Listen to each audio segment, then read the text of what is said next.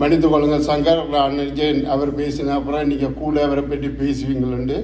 ஆனால் அவர் உங்களை முதலில் அனுப்பிவிட்டார். இப்பொழுது திரு சங்கர் அவர்களை அன்புடன் அழைக்கின்றோம்.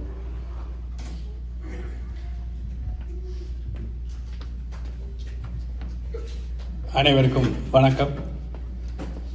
இங்கே கனடாவுக்கு இங்கே வருகை தந்திருக்கின்ற இந்த வேளையிலே எங்களையும் ஒரு மனிதராக மதித்து இங்கே அழைத்து வாரான ஒரு நிகழ்வினை ஏற்படுத்தியதற்கு முதற்கண் எமது நன்றிகளை தெரிவித்துக் கொண்டு, வளர்மதியை நாங்கள் வளர்க்கிறோம் செய்கிறோம் என்றெல்லாம் இங்கே கணக்க குரல்கள் ஒலித்தன.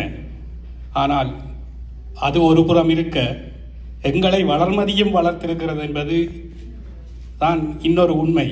எங்களுக்குரிய அந்த ஆளுமைகளை வளர்த்ததில் எல்லாவற்றையும் விட நான் நினைக்கிறேன், நமது நாங்கள் படித்த கல்லூரிகள் பல்கலைக்கழகங்களை விட வளர்மதியின் பங்கு மிக முக்கியமானது.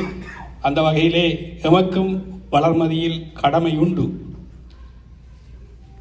திரு நாதனன் அவர்களை பற்றி சொல்லேக்க சின்னதம்பி மாஸ்டர் கொஞ்சம் சொன்னார். ஆனால் அவரை விட கொஞ்சம் அதுக்கிடையே இருந்தபடியாக இன்னும் கொஞ்சம் விஷயம் கூட தெரியும். எனக்கு இன்றும் நினைவு இருக்கிறது, சிறுவர் பாடசாலைக்குரிய கட்டடம் கட்ட வேணும்னு சொல்லி டாக்டர் சுரேஷ்குமார்கிட்ட ஒரு 2.5 லட்சத்தை வாங்கிட்டு, ஆனால் அந்த கட்டடம் கட்ட ஒரு 30-35 லட்சம் வேணும். அந்த நேரம் சங்கர் படத்துக்கு நாளைக்கு அத்திவாரம் போட மாட்டார். அந்த ஒரு நம்பிக்கை தான் இப்போ இண்ட வரைக்கும் கூட. சரி, அவரோட சேர்ந்து எங்களுக்கும் அது வந்துடுதோ தெரியாது.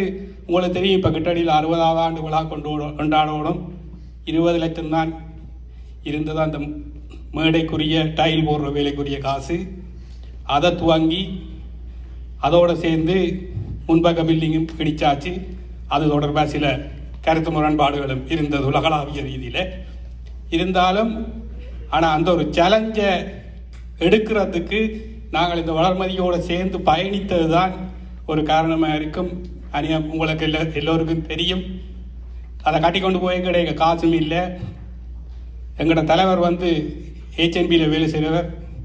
அவர் ஒரு ஈசாட்டை இருக்கிற நந்தாவில் தோட்ட காணியை வச்சு ஒரு 5 லட்சம் ரூபாய் விவசாய கடன் கொடுத்து அந்த விவசாய கடனில் தான் இந்த ப்ரொஜெக்ட் தொடர்ந்து ஓடிக்கொண்டு போனது. ஆனால் பிறகு குறிப்பாக சொல்ல வேண்டும், இங்கே கனடாவிலேருந்து செல்வன் என்ற பங்களிப்பு, மற்ற நான் இந்த இது எல்லாரும் சேர்ந்து செய்து 20 லட்சத்தில் துவங்கினது. கடைசியாக அந்த ப்ரோக்ராமும் எல்லாம் சேர்த்து கிட்டத்தட்ட 83 லட்சம் செலவழித்து சகலதையும் செய்து முடித்தேன் என்றால், அதுக்கு இங்கே நீங்கள் புலம்பெயர் நாடுகளில் இருக்கிற உங்கள் அந்த உறுதுணை தான் காரணம்.